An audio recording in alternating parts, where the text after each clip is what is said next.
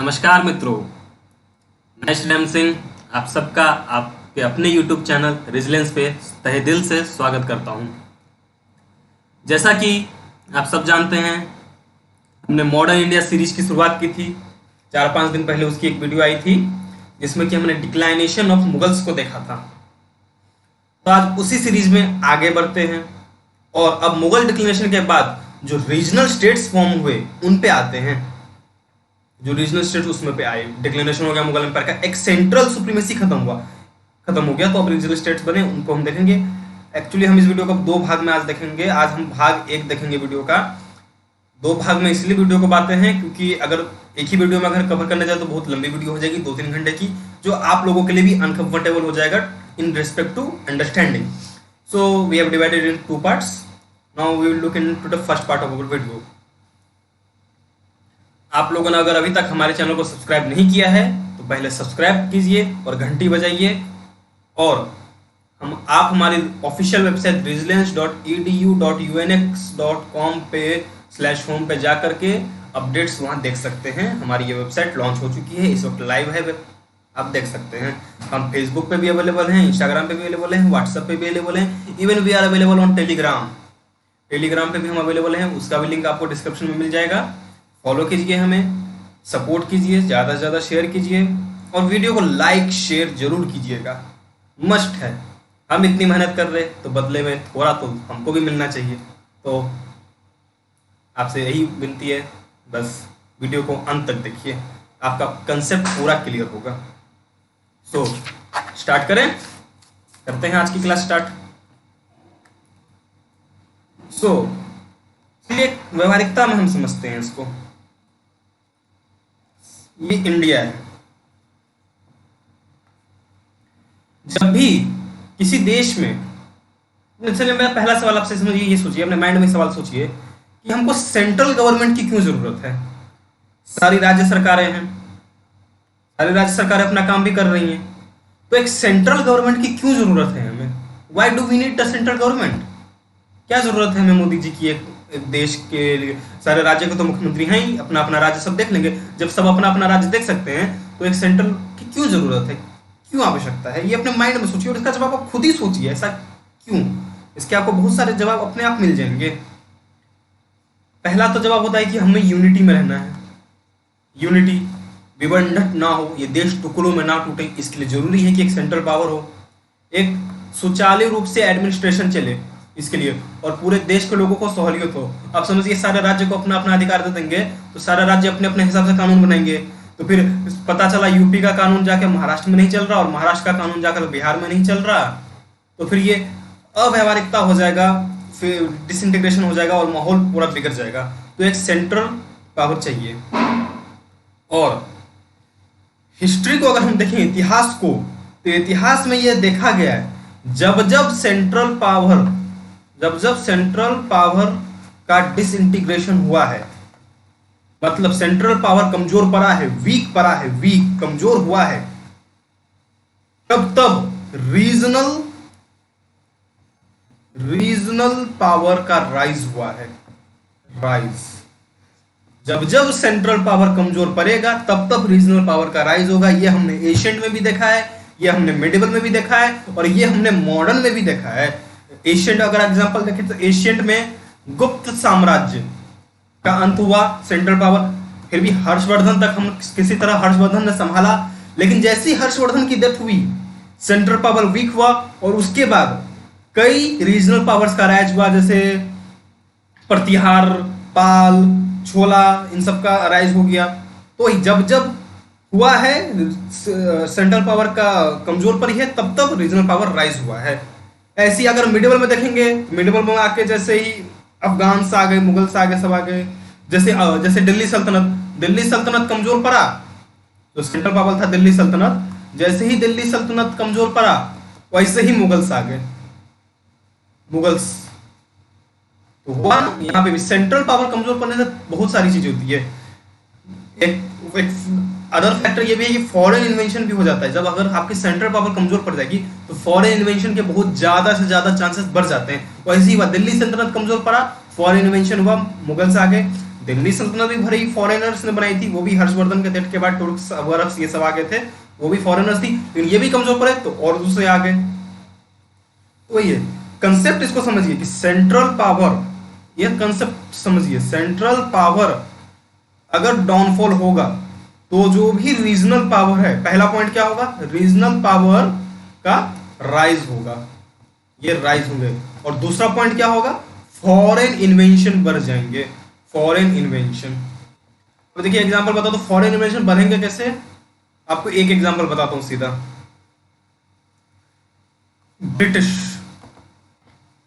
British India आए, ठीक है, उन्होंने डायरेक्ट मुगल एम्पायर से टक्कर नहीं ली। ब्रिटिश तो आपको पता है 1600 ईस्वी में आ गए थे इंडिया, लेकिन इन्होंने अपना पॉलिटिकल इन्फ्लुएंस 1700 के बाद स्टार्ट किया। मतलब पहले कितने साल तक वो सिर्फ देखे, डायरेक्टली उन्होंने वार नहीं किया, युद्ध नहीं किया, डायरेक्टली उन्होंने पंगा नहीं लिया मुगल एम्पायर, क्योंकि जान रहे थे कि देखिए बंच ऑफ वुड साल्डर, लकड़ियों का गुच्छा है, उसको आप तोड़ नहीं सकते हो, लेकिन वहां अगर आपको मैं एक लकड़ी दूं, आप झट से तोड़ दोगे, 2 दूं तोड़ दोगे, 3 दूं तोड़ दोगे, लेकिन जैसे जैसे लकड़ियों का गुच्छा बड़ा होता जाएगा आपके लिए तोड़ना मुश्किल होता जाएगा। तो यही है कंसेप्ट। मुगल एम्पायर जो उस समय था, अगर उस एग्जांपल को हम देखें तो लगभग ऑल ओवर इंडिया को कवर करता था, तो इतने बड़े बंच को तोड़ना इम्पॉसिबल था ब्रिटिश के लिए। तो वो इंतजार कर रहे थे कि कब इस मुगल एम्पायर का डिक्लेरेशन होगा और हम वार करेंगे, तभी। समझ रहे कंसेप्ट, यही हुआ।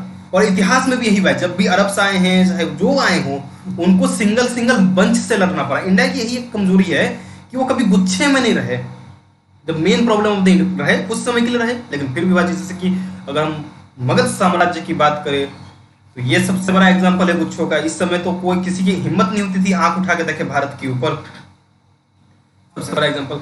लेकिन जैसे ही विभाजन होता है, टुकड़ों में बंटते हैं, फॉरेन इन्वेंशन, सब कुछ आपस में ही लड़ना चालू, तो यही हो जाता है। तो सेंट्रल पावर का मीनिंग समझ गए, सेंट्रल पावर राइज होगा, अगर सेंट्रल पावर राइज होगा, सॉरी सेंट्रल पावर राइज नहीं, सेंट्रल पावर का अगर डाउनफॉल होगा, सेंट्रल पावर का अगर डाउनफॉल होगा तो रीजनल पावर का राइज होगा और फॉरेन इन्वेंशन बढ़ेगा। क्लियर फंडा सेंट्रल पावर का। चलिए अब आते हैं हमारे कंसेप्ट पे दोबारा। मुगल एम्पायर्स के डिक्लेरेशन के बाद सेम हुआ, रीजनल पावर्स का राइज हुआ।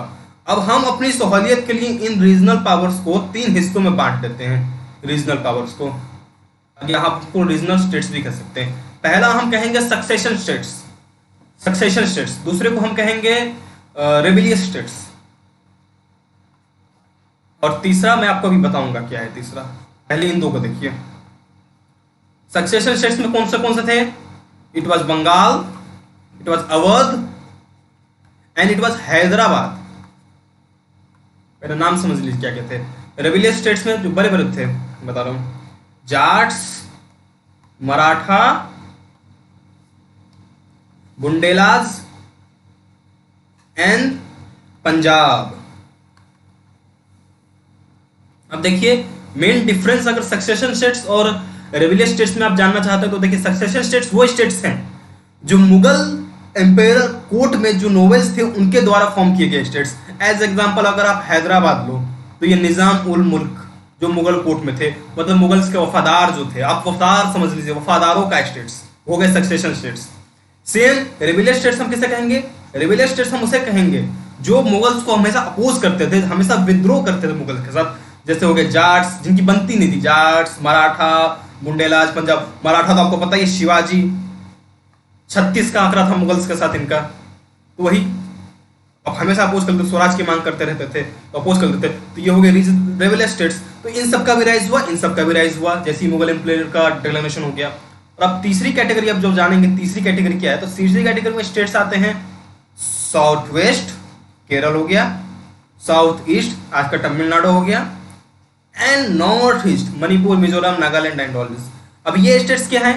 ये स्टेट्स वो हो गए which are never under influence of Mughal empire. ये कभी भी मुगल एम्पायर के इन्फ्लुएंस में नहीं आए, they are never under the influence of Mughal empire. ये 3 रीजन तो समझ गए, हमने 3 हिस्सों में बांट दिया रीजनल स्टेट्स को। अब हम इन स्टेट्स को एक एक करके डिटेल में जानेंगे कि फॉन्ड कैसे हुआ, डिक्लेयर कैसे हुआ और कौन शिकार बना ईस्ट इंडिया कंपनी का। ठीक है, इनको डिटेल में। और ये आप यहाँ मेंशन में कर रहा हूँ, हम कारक का टॉपिक का नाम है 18th सेंचुरी के, ये है regional states of the 18th century. 18th century में जो रीजनल स्टेट्स का हमारा इंडिया का मैप बना था वो ये है। All this points are clear now, shall we move forward? You can take just draw the rough diagram with me, draw all the things in a diagram format and learn the concept of the connecting the dots.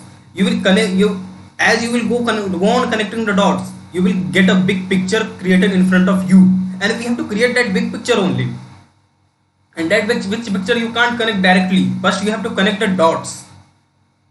जैसे कि मैंने अभी बताया, central power कमजोर पड़ता है तो regional power rise होता है। तो यहाँ सेंट्रल पावर कौन था? मुगल एम्पायर, वो कमजोर पड़ा तो राइज कौन हो गए? ये सारे स्टेट्स राइज हो गए आपके, ये तीनों कैटेगरी के। समझ आ रहा है ना सब? चलिए अब आगे बढ़ते हैं। अब इन स्टेट्स की फीचर बताऊं, जो ये रीजनल स्टेट्स थे, रीजनल स्टेट्स, अब हुआ ये कि अब देखिए, अभी मैंने आपको बताया गुच्छों वाला एग्जांपल, वो यहाँ कैसे सटीक बैठता है। देखिए, पहले मुगल एम्पायर को पूरे भारत से गुच्छे से लड़ना पड़ता, क्योंकि ब्रिटिश को मुगल एम्पायर जैसे बड़े गुच्छे से लड़ना पड़ता। अब लेकिन क्या हो गया, ये तीन टाइप के स्टेट्स हो गए, तीन टाइप के स्टेट्स हो गए। अब उनको इन सिंगल बंचेस से लड़ना है, सिंगल बंचेस, जैसे कि हैदराबाद से, अवध से, बंगाल से, जाट से, मराठा, तो सिंगल उनको लड़ना है। तो अब आसान हो गया इंग्लिश के लिए, यही मौका वो ढूंढ रहे थे। जैसे ही उनको मौका मिला, उन्होंने धीरे धीरे सक्सेशन चालू कर दिया इंडिया का, तो कॉन्क्वेस्ट ऑफ इंडिया। नाउ उनको इन स्टेट से लड़ना था कॉन्क्वेस्ट ऑफ इंडिया के लिए। कॉन्क्वेस्ट ऑफ इंडिया करके भी एक हमारा टॉपिक है, ये नेक्स्ट चैप्टर होगा, वो हम डिटेल में जानेंगे कि वहां अंग्रेजों ने कैसे कैसे एक एक करके स्टेट का सक्सेशन किया, वो हम उस चैप्टर में जानेंगे। पर यहाँ एक ओवरऑल समझ रहे हैं, अब उनको बंच नहीं, अब उनको सिंगल वुड मिल गया, लकड़ी मिल गया, अब वो इजिली एक एक करके सबसे लड़ सकते थे। एक साथ लड़ना मुश्किल था, एक एक करके अब लड़ सकते थे। मुश्किल से 25,000 की सेना थी उनकी, एक साथ लड़ना तो बस की बात नहीं थी, लेकिन अब एक एक करके लड़ना आसान हो गया उनके लिए। इनको हम डिटेल में जानेंगे कि कैसे वो जीते, इंग्लिश पीपल्स इतनी छोटी सी सेना के साथ भारत जैसे विशाल देश पे कैसे कॉन्क्वेस्ट किया, ये उस चैप्टर में जानेंगे, कॉन्क्वेस्ट ऑफ इंडिया पे। अभी हम यहाँ रीजनल स्टेट्स की बात करें तो इन पे बात करते हैं फोकस। चलिए, अब रीजनल स्टेट्स की अगर फीचर्स बताऊं, इन रीजनल स्टेट्स का कुछ फीचर क्या था, तो देखिए, इन सभी रीजनल स्टेट्स ने मुगल एम्पायर का जो स्ट्रक्चर था एडमिनिस्ट्रेशन का, उसको अडॉप्ट किया। Mughal structure adopted, same structure, zamindari system, jagirdari system, सब सिस्टम को सेम टू सेम अडॉप्ट कर लिया, कॉपी पेस्ट, अपनी खुद बनाने की जरूरत नहीं पड़ी। Second feature, these all are non-communal approach, सबने नॉन कम्युनल अप्रोच रखा। मींस धर्म निरपेक्षता, धर्म के साथ भेदभाव नहीं करेंगे, और ये इस वक्त की मांग थी कि धर्म के साथ आप भेदभाव कर भी नहीं सकते, सोच भी नहीं सकते हैं, तो आप अपने पांव पे कुल्हाड़ी मारेंगे। सेकेंड थिंग, अब देखिए, सारे आपको जैसे कि बताया कि इकोनॉमिकल क्राइसिस आया था 18th सेंचुरी में, बहुत भयंकर इकोनॉमिकल क्राइसिस आया था, जिसमें कि मुगल एम्पायर्स का दिवाला निकल गए, एक तरह से वो खत्म ही हो गया, डिक्लेरेशन ही हो गया मुगल एम्पायर्स का। और उसको सुधारने की बहुत सारे लोगों ने कोशिश भी की, जुल्फिकार खान हो गए, हमारे सैयद ब्रदर्स हो गए, इन लोगों ने बहुत कोशिश की कि हम किसी तरह इकोनॉमिक क्राइसिस को सुधार दें, लेकिन नहीं सुधार पाए, फेल हो गए। तो एज इन स्टेट्स के सामने भी वो इकोनॉमिक क्राइसिस थी, उनके सामने सिर्फ था थोड़ी है, इनके सामने भी था, लेकिन ये भी फेल्ड हो गए, ये भी नहीं संभाल पाए, fail to economic crisis, economic crisis को संभालने में ये भी फेल हो गए, पूरी तरीके से फेल्ड ये भी। और थर्ड, ये फेल्ड टू कंसोलिडेट हो गए, फेल्ड टू कंसोलिडेट, मतलब अपने राज्य की प्रभुत्वता, संप्रभुता को बचाए रखने के लिए ये फेल रह गए। तो राज्य तो बना लिया, इंडिपेंडेंट स्टेट बना लिया, पर वो ज्यादा लंबा चला नहीं पाए और संप्रभुता को संभाल नहीं पाए ये लोग, ये पूरी तरीके से फेल हुए, ना राज्य का विस्तार कर पाए, ना बढ़ा पाए, क्योंकि देखिए कुछ समय बाद ब्रिटिश ने एक एक करके सारे राज्य को सक्सेस कर लिया, तो फिर फेल ही हो गए ना एक तरह से कंसोलिडेट करने में, बचा नहीं पाए, अपने सुरक्षा नहीं कर पाए, समझ सुरक्षा वाल ये नहीं क्रिएट कर पाए अपने राज्यों के लिए। ठीक है, अभी नेक्स्ट देखते हैं। और सबसे बड़ा जो है ना इनकी ड्रॉबैक, अगर बोलेंगे सबसे बड़ा ड्रॉबैक, मतलब जब सबसे बड़ी कमी जो है इनकी, वो ये है कि these all are These all are rent extracting states. These all are rent extracting states. अब रेंट एक्सट्रैक्टिंग स्टेट्स का मतलब आप समझ सकते हैं, इनको मतलब था सिर्फ कर वसूलने से इनको आपके वेलफेयर, आपके सुख सुविधा, मतलब आपके मतलब जनता, वहां के जो जनता थी उससे कोई मतलब नहीं था। इनको बस कर चाहिए था, टैक्स चाहिए था, पैसे चाहिए था, रेंट मतलब आप समझिए कर, टैक्स चाहिए था बस, और कुछ से मतलब था। और खूब जम जम के इन्होंने कर लगाए, बहुत ज्यादा किया, और रेंट एक्सट्रैक्टिंग बस इतना ही बन के रह गए। ये ना सिर्फ आपके रेंट एक्सट्रैक्टिंग स्टेट्स बन के ही रह गए, और कोई काम ये कर नहीं पाए, सबसे बड़ी इन सारे स्टेट्स की। और जो जमींदार जागीरदार थे इनके साथ फाइट होता रहता था इन लोगों का। ठीक है, समझ रहे हैं? अब चलिए नेक्स्ट, चलिए अब स्टेट्स पे आते हैं। हम सबसे पहले बात करेंगे आज के वीडियो में सक्सेशन स्टेट्स तो थे। सक्सेशन स्टेट्स मैंने आपको 3 बताए मुख्य, क्या क्या थे? हैदराबाद, अवध एंड बंगाल। तो सबसे पहले हम बात कर लेते हैं हैदराबाद की। हैदराबाद की हम सबसे पहले बात करते हैं। नाउ फाउंडेड बाय निजाम उल मुल्क, 1000 बार इसका नाम ले चुका हूं। निजाम उल मुल्क कौन थे, सब पता है आपको। तो इन्होंने फाउंड किया। इनके अब देखिए क्या था कि निजाम उल मुल्क फाउंड तो कर दिए, बट इन्होंने कभी ऐलान नहीं किया, नेवर डिक्लेयर्ड, नेवर डिक्लेयर्ड। इन्होंने कभी ऐलान नहीं किया कि हम इंडिपेंडेंट है। इंडिपेंडेंट होने का इन्होंने ऐलान कभी नहीं किया कि ऐसा बोल दिया कि हम इंडिपेंडेंट है, अब हम पे मुगल एम्पायर का कोई नहीं है, ऐसा इन्होंने कभी ऐलान नहीं किया। बट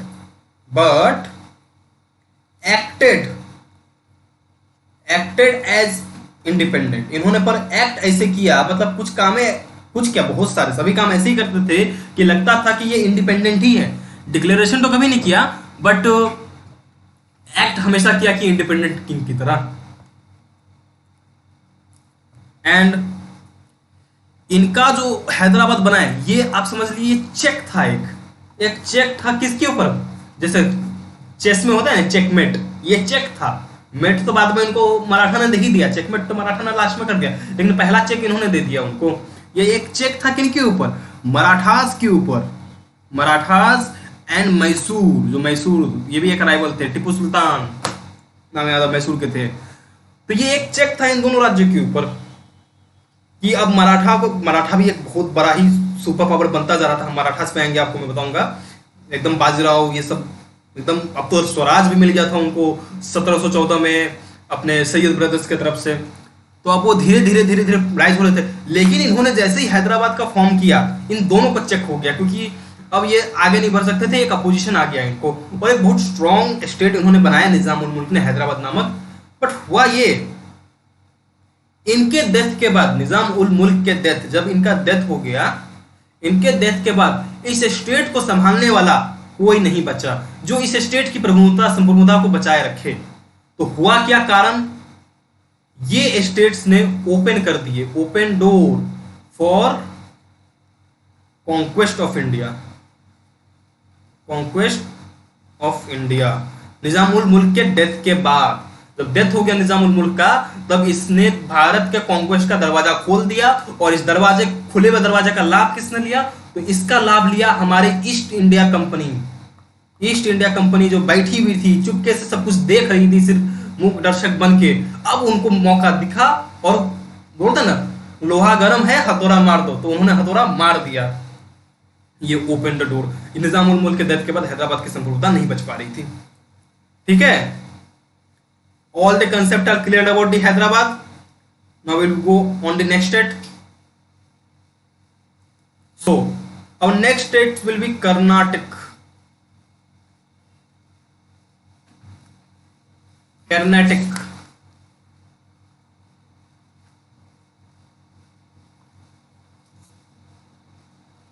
कर्नाटक जिसको हम आज कर्नाटका के नाम से जानते हैं। मतलब अब इसमें देखिए, अगर आप बताऊं तो क्या क्या है।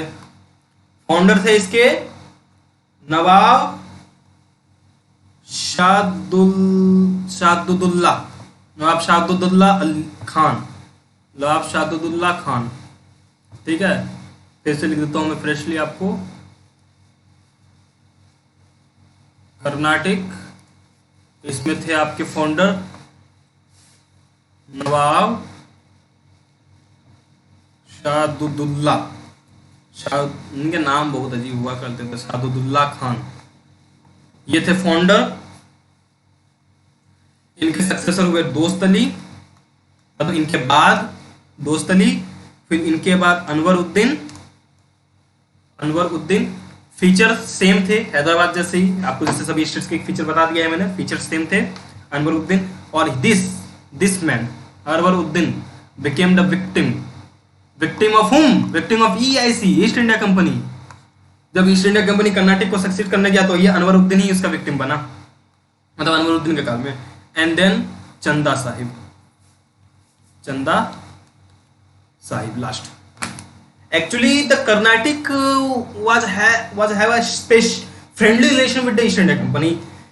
इनका एक फ्रेंडली रिलेशन हुआ था, बहुत लंबा समय तक चला भी फ्रेंडली रिलेशन, ये अनवरुद्दीन के बाद से लेकर चंदा साहिब का भी बहुत अच्छा फ्रेंडली रिलेशन चला। ये चंदा साहिब मुख्यतः आप देखेंगे, चंदा साहिब इन्होंने फ्रेंडली रिलेशन रखा, फ्रेंडली ईस्ट इंडिया के साथ, ईस्ट इंडिया कंपनी के साथ बहुत ही फ्रेंडली रिलेशन रखा। पर ये ज्यादा दिन तक फ्रेंडली क्या चलेगा, ईस्ट इंडिया कंपनी की तो मंशा थी कब्जा करना ना, बोलते ना हाथ में गुर पीछे छुरी, तो उस हिसाब से ये चल रहे थे। तो फ्रेंडली रिलेशन रखा, लेकिन वो ज्यादा दिन चल नहीं पाया, यही हुआ। इसमें ज्यादा फीचर्स नहीं, फीचर्स आपको बता दी सेम हैदराबाद जैसे थे।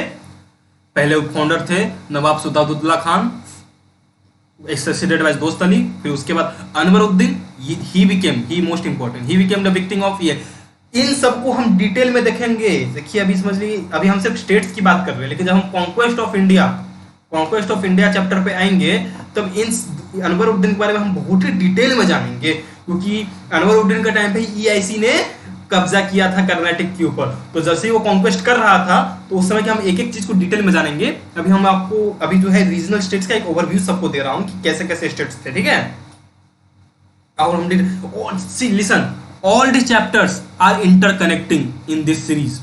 In the modern India, all the chapters, you have to link them with each other. I am saying,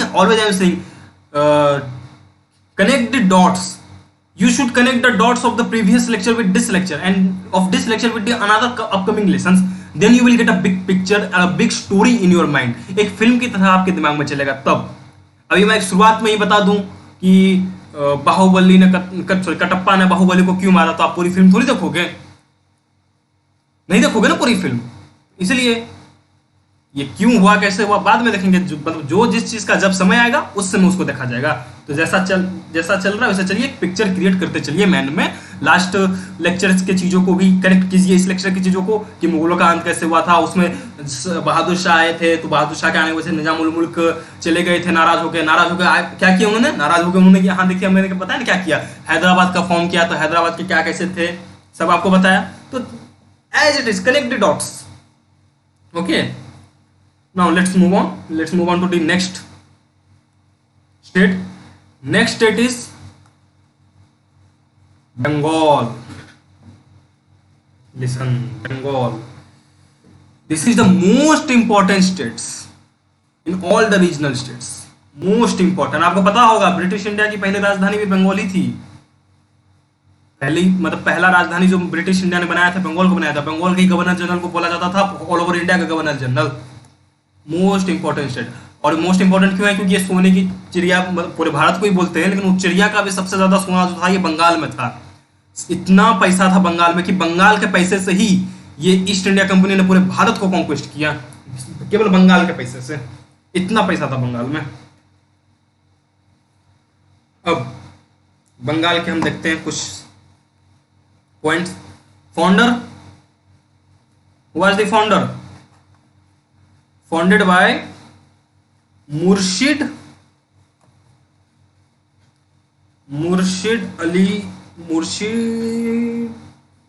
कुली है, ये कुली अली नहीं है, Quli, Murshid Quli Khan, okay. Succeeded next king Sujauddaula, Sujauddin, not Sujauddaula, Sujauddin, Murshid Quli Khan, then Sujauddin, then Alivardi Khan, Alivardi Khan and then Siraj uddaula and this man Siraj Uddaulah became the victim of EIC। जैसे कि कर्नाटक में बताया आपको कि अनवरुद्दीन बना था ईस्ट इंडिया कंपनी का विक्टिम, वैसे ही here Siraj uddaula became the victim of EIC। जब EIC बंगाल को कॉन्क्वेस्ट करने गई तो उसमें सिराज उद्दौला ही उसका विक्टिम बना। Concept clear? These well the founders founded by Murshid Quli Khan, succeeded by Shujauddin और succeeded by Alivardi Khan and then the victim of the EIC Siraj ud-Daulah. Okay, Siraj ud-Daulah का कॉन्क्वेस्ट ऑफ इंडिया चैप्टर में डिटेल में जानेंगे। Next point, in Bengal only, Bengal की थोड़ा डिटेल में हम जानेंगे क्योंकि बंगाल इंपॉर्टेंट है। अब ये जो राजा थे इन्होंने किया ये सभी राजा, वो कॉमन एक राजा की बात नहीं कर रहा हूँ जो एक फाउंडर सिर्फ था मुर्शिद कुली खान, उसी ने, ये चारों जो थे इन चारों ने क्या काम। सबसे पहले इन्होंने किया सप्रेस्ड किनको? जमींदार्स को। कौन से जमींदार्स को? रेबिलियस जमींदार्स को, जो जमींदार रेबिलियस हो गए थे सब वो। अभी देखिए जैसे कि अब बंगाल ने बोला हमारे ऊपर मुगल्स का शासन नहीं, हम मुगल्स की सुप्रीमेसी को नहीं मानते हैं। अब आप अपने ऊपर की सुप्रीमेसी को नहीं मान रहे तो आपके अंदर जो रहते हैं वो भी बोलेंगे हम आपकी सुप्रीमेसी को नहीं मानते हैं। सेम पॉइंट हो गया, वो बोल रहे हम आप अगर उधर सुप्रीमेसी को नहीं मानते हैं। इन जमींदार को पता चल गया था, सबको पता चल गया था कि मुगल एम्पायर नहीं बचा, कुछ नहीं है मुगल एम्पायर में। तो ये लोग भी सोच लगे कि जब ये मुगल एम्पायर की सुप्रीमेसी नहीं मान रहे, खुद इंडिपेंडेंट हो गए, तो हम भी इंडिपेंडेंट होंगे, हम क्यों माने इनकी सुप्रीमेसी। तो ये सोच के ये हो गए रेबिलियस हो गए। तो रेबिलियस हो गए, तो इन रेबिलियस जमींदार्स को पहले इन्होंने सप्रेस किया, दबाया इन्होंने, सप्रेशन किया। फिर सेकंड काम, एक सिस्टम क्रिएट किया, सिस्टम ऑफ रेवेन्यू फार्मिंग। एक न्यू सिस्टम लाया रेवेन्यू फार्मिंग का, system of revenue farming introduced with them. Okay, system of revenue farming लाया। तीसरा काम क्या किया? Foundation of landed aristocracy. अब इन्होंने जमींदार को सब सप्रेस कर दिया, तो अब इन्होंने कॉन्ट्रैक्ट बेसिस फार्मिंग चालू कर दिया। एरियोस्टोक्रेसी का तो एक बार मैं बताऊं, जैसे कि उपजाओ आप, सब कुछ करो और पैसा दे जाओ, मतलब आज के डेट में बोलते हैं लीज पे देते हैं ना जमीन, तो ऐसे इन्होंने एरियोस्टोकरी चालू कर दिया। लैंड का जमींदारी सिस्टम हटा कर इनको सप्रेस करके, ठीक है। और एक और काम इन्होंने किया, इन्होंने promotion to trade and traders, मतलब जो विदेशी या देख लो घरेलू जो ट्रेडर थे, बिजनेसमैन, एक जगह से दूसरे जगह पे चीजों को ट्रेड क्या करते थे, उनको प्रमोट किया, मतलब अच्छा उनका प्रोत्साहन किया, प्रमोशन किया, उनको तवज्जो दी ज्यादा, और कहा कि हाँ भाई कीजिए हम आपके साथ हैं, मतलब करते रहे। लेकिन अगर आप इन चारों चीजों को देखेंगे, एक एग्जाम्पल से बताता हूँ। एक होता है नेचुरल ब्यूटी, ठीक है, और एक होता है ब्यूटी पार्लर की ब्यूटी पार्लर वाली ब्यूटी। नेचुरल ब्यूटी जो है हमेशा बरकरार रहेगी, लेकिन ब्यूटी पार्लर वाली ब्यूटी जो है ज्यादा दिन तक नहीं चलेगा, और नेचुरल ब्यूटी बहुत दिन तक चलेगा। अभी ब्यूटी पार्लर वाली ब्यूटी लोग क्यों करते हैं? क्योंकि इंस्टेंट रिजल्ट चाहिए। अगर आपको इंस्टेंट रिजल्ट चाहिए तो you go with the beauty parlour reforms, beauty parlour वाली ब्यूटी कर लो, इंस्टेंट रिफॉर्म। लेकिन सपोज कीजिए ब्यूटी पार्लर से बाहर निकली और बारिश हो गया, काजल यहाँ है, लिपस्टिक यहाँ है, सब कुछ खत्म, मतलब रिस्क होता है, बहुत बढ़िया रिस्क होता है, और ज्यादा दिन तक चलता भी नहीं है। ब्यूटी पार्लर रिफॉर्म्स कहाँ से सकेंगे? तो see this all are the beauty parlour reforms. ये सब दिखने में अच्छे लग रहे हैं, इंस्टेंट अच्छे दिख रहे हैं, कार्य दिखने में अच्छे लग रहे हैं, पर ये बेसिक रिफॉर्म्स को मिस कर रहे हैं। इन लोगों ने बेसिक रिफॉर्म्स किए ही नहीं। बेसिक रिफॉर्म्स करते तब ना चलता ज्यादा दिन तक। अगर उन्होंने बेसिक रिफॉर्म्स किया रहता तो ईस्ट इंडिया कंपनी इतना सक्सेस नहीं कर पाती। लेकिन उन्होंने जैसे एक ब्यूटी पार्लर रिफॉर्म्स किया तो नो यूज। तो सेम सिस्टम, इन्होंने इंस्टेंट रिजल्ट तो मिल गया, इंस्टेंटली बहुत अच्छा दिखने लग गई है बाहर से, लेकिन क्योंकि ये ब्यूटी पार्लर रिफॉर्म्स थे तो ज्यादा दिन तक चले नहीं, धुल गए। बेसिक रिफॉर्म्स उन्होंने मिस किया, बेसिक रिफॉर्म्स है नहीं, सेम वही काम। समझ पा रहे हैं ना कंसेप्ट को? अगर आप व्यावहारिकता में समझे तो समझ पा रहे हैं इनका मतलब क्या मैं बताना चाह रहा हूँ कि रिफॉर्म्स तो किए पर ये दिखने में केवल अच्छे हैं, ग्राउंड लेवल पे बेसिक रिफॉर्म्स के तौर पे ये एक्सेप्टेड नहीं थे, किसी कीमत पे नहीं हो सकते थे। Okay, now we will see some drawbacks of Bengal. Bengal का ही ड्रॉबैक्स देखेंगे।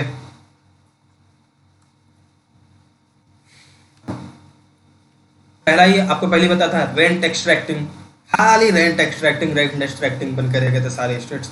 दूसरा क्रुएलिटी, क्रुएलिटी शब्द से ही समझ पा रहे होंगे कि आप क्रूएल थे, ये अपने जनता के साथ बहुत क्रूएल हो गए थे।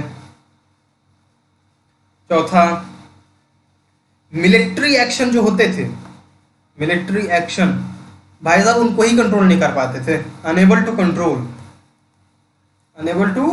कंट्रोल मिलिट्री एक्शन के ऊपर कोई कंट्रोल नहीं कर पा रहे थे।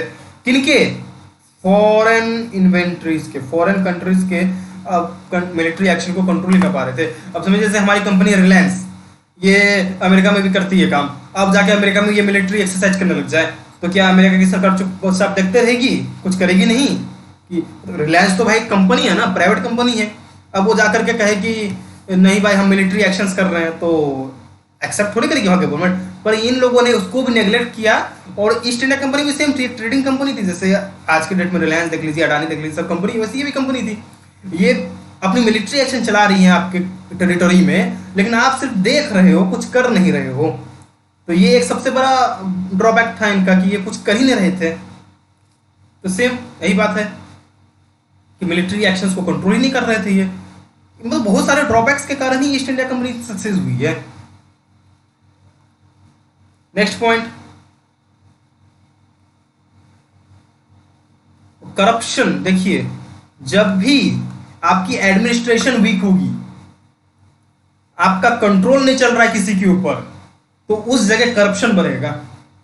और ये करप्शन को रोकने में भी फेल हो गए, पूरी तरीके से फेल। क्योंकि देखिए आपके जो जितने भी ऑफिसर्स हैं सब जानते हैं कल क्या होगा नहीं, वो सबको पता है कल होगा क्या होगा नहीं पता, क्योंकि ब्रिटिश का फौज बढ़ते जा रही है, आप कुछ कर नहीं रहे हो, और फिर दिनों दिन आपकी सब इनकम भी जाती जा रही, पावर भी जा रही है। सारे ऑफिसर्स को लग रहा था भाई कल होगा क्या नहीं होगा क्या होगा, चलो आज जितना हो रहा था होश समेट लो, सब होश लो, जितना हो सके उतना दोनों हाथ फैला के ले लो। तो करप्शन एकदम हाई लेवल पर था करप्शन उस समय। तो ये सम ड्रॉबैक्स थे बंगाल के करप्शन पर के। चलिए ड्रॉबैक्स हो गए बंगाल के, रिफॉर्म्स देख लिए, ड्रॉबैक्स देख लिए, ठीक है। चलिए आज की हम एक बस लास्ट देख लेते हैं। अगर हम ओवरऑल आपको बताऊं बंगाल का सिचुएशन क्या हो गया था, बंगाल की सिचुएशन क्या थी। ये जो है एक अनरेस्ट इंटरनली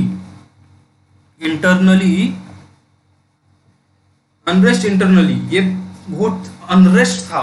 बाहर से तो दिख रहा था बहुत सजावट कर रखी है, बहुत कुछ सही है, लेकिन अंदर अंदर ये बहुत ही अनरेस्ट था। इंटरनली कुछ इसको समझ नहीं आ रहा था क्या करे नहीं करे, और जिसमें बहुत सारी लार्ज पार्ट ऑफ पॉपुलेशन एक करप्शन के अंदर जी रही थी।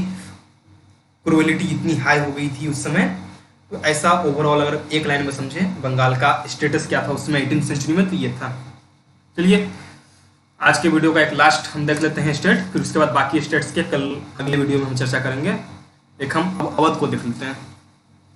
अवध के भी सेम देखते हैं, फाउंडर्स कौन थे। अवध भी एक इंपॉर्टेंट स्टेट था, ठीक है, founded by Saadat Khan and Burhan ul Mulk, Saadat Khan and Burhan ul Mulk, okay.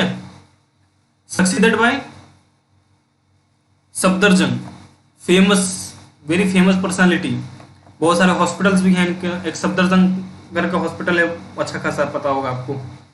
फिर Sujauddaula, succeeded by Sujauddaula, and then succeeded by Wajid Ali साहब।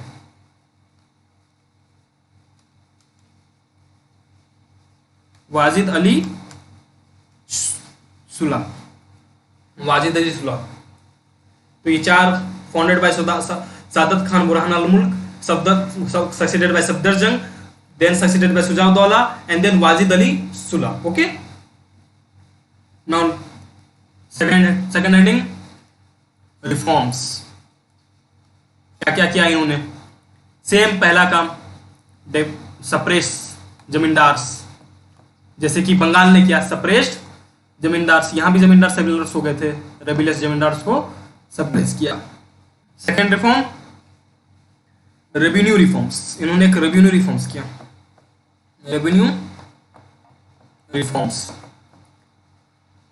और ये जो है, इनको हम कह सकते हैं, these revenue reforms were on the based on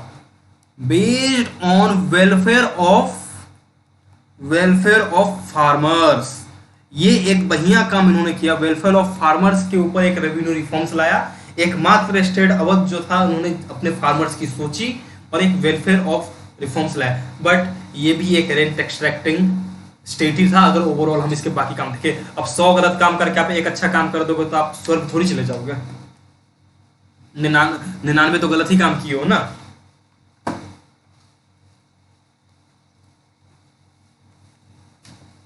next, non communal approach. आपको पहले ही बताया था, सारे स्टेट के ही थे धर्मनिरपेक्ष, और ये समय की मांग थी, धर्मनिरपेक्ष होना उस समय की मांग थी। आप एक धर्म के पीछे नहीं जा सकते थे। 18वीं शताब्दी चल रही है, उस समय आप धर्म के पीछे जाओगे तो नहीं चलेगा। और सबसे बड़ा चीज, लखनऊ का निर्माण, Lucknow city was formed by the Awadhs. Lucknow city form हुआ, ठीक है। ये फॉर्म्स हो गए। नो, चलिए जल्दी जल्दी हम इसके ड्रॉबैक्स देख लेते हैं। ड्रॉबैक्स क्या क्या थे? ड्रॉबैक्स, पहला ड्रॉबैक वही बताया आपको, रेंट एक्सट्रैक्टिंग रेवेन्यू। बस पैसा पैसा पैसा, पैसों से मतलब था, अपनी जेब भर लो भैया। और अवध जो था, आपको मैंने पहले भी बताया कि इनका एक फ्रेंडली रिलेशन था ईस्ट इंडिया कंपनी के साथ। बहुत अच्छा खासा इन्होंने अपना फ्रेंडली रिलेशन बनाए रखा था। तो इन्होंने क्या, उस फ्रेंडली रिलेशन का कारण ये हुआ कि कंप्लीट रिलायंस हो गया, complete reliance on east India company. ये ईस्ट इंडिया कंपनी को पूरी तरह से रिलायंस हो गए। तो भाई हमको कुछ नहीं करना, मतलब जो भी राजा है अवध का, सुल्तान है जो भी है, आप लो हाथ में लिक्वर, जाम लो, मुजरा चल रहा है, बस बैठो सोफे पे, देखो, बाकी कुछ से मतलब नहीं है। बाकी ईस्ट इंडिया कंपनी आपका राज्य संभाल लेगी। ऐसा ही माहौल हो गया। राजा का काम वही होता था, अय्याशी करना, पैसे उड़ाना, मुजरा देखना, मदिरा पीना, बस यही हो गया था। और पूरी ईस्ट इंडिया कंपनी के हाथ में उन्होंने अपने अवध की भागदौड़ दे दी थी। इस पेपर भी एक्सेप्शन है, वो हम देखेंगे जब कॉन्क्वेस्ट ऑफ इंडिया का चैप्टर आएगा, तब आई थिंक सो शुजा-उद-दौला का एक एक्सेप्शन है, हम उसमें आपको डिटेल में बताएंगे उसमें क्या एक्सेप्शन है। वो अपवाद हर जगह होते हैं, हर फील्ड में एक अपवाद होता है, वो हम देखेंगे डिटेल में कॉन्क्वेस्ट ऑफ इंडिया चैप्टर में। आज ओवरव्यू हम अगर मैं स्टेट की बात करूं तो ऐसा स्टेट था। और फाइनली 1856 में क्या हुआ, सबको डलहौजी आ गए। डलहौजी ने तो खत्म ही कर दिया इनको। डलहौजी जैसे ही आया, अवध खत्म, अवध साम्राज्य finished, okay. And due to dissolving Awadh comes to end. Awadh हो गया। तो आज हमने क्या क्या देखा, एक ओवरव्यू देख लेते हैं। आज हमने रीजनल स्टेट्स में हैदराबाद को देखा, आज हमने देखा बंगाल को, हमने देखा कर्नाटक को, और हमने देखा अवध को। ये 4 स्टेट को आज हमने देख लिया है। कल हम, अभी हमारी जो अगली वीडियो आएगी उसमें हम उसमें हम कौन से देखेंगे बता देता हूं। हम उसमें देखेंगे मैसूर, केरला, एरियाज अराउंड दिल्ली, फिर बंगश पठान एंड रोहिलास, बंगश पठान एंड रोहिलास, ये सब हम देखेंगे उसमें। ये हम उसमें अगले आने वाले अपनी वीडियो में देखेंगे, और भी कुछ स्टेट्स हैं हम देख लेंगे। तब तक के लिए आप सबको थैंक यू देखने के लिए। प्लीज़ हमारे चैनल को सब्सक्राइब करिए, लाइक करिए और शेयर करिए। आपकी सपोर्ट मिलेगा तो हम ऐसी नई अच्छी वीडियो आपके लिए लाते रहेंगे। धन्यवाद।